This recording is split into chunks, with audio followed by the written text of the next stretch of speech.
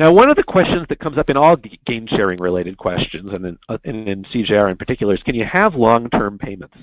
And the conventional wisdom, which is that you can only enter into a one-year contract.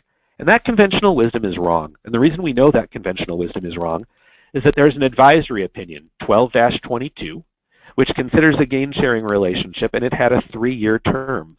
And the government, the OIG, concluded that a 3-year term is limited in duration, and they approved that relationship.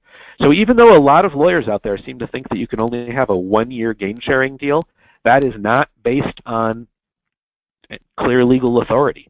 In fact, it's clear that you can have longer relationships. And as long as the payment is reasonable and set up, you can have a term that certainly goes 3 years and potentially longer. I don't know a reason you couldn't have a relationship that was entered into that would last the full 5 years of the CJR program.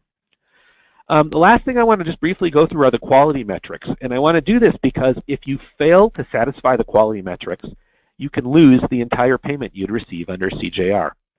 So they set up THA and TKA complication measures, which look at certain criteria like whether there's an acute MI, pneumonia, sepsis or septicemia within 7 days of admission. And that's 50% of your score. They also look at the HCA-HPS survey, which is a patient satisfaction tool. And that's 40% of your score. And that one's interesting because all kinds of factors in there that are going to be outside of the control of the physician, for example, can affect that quality score, how quickly nurses respond to a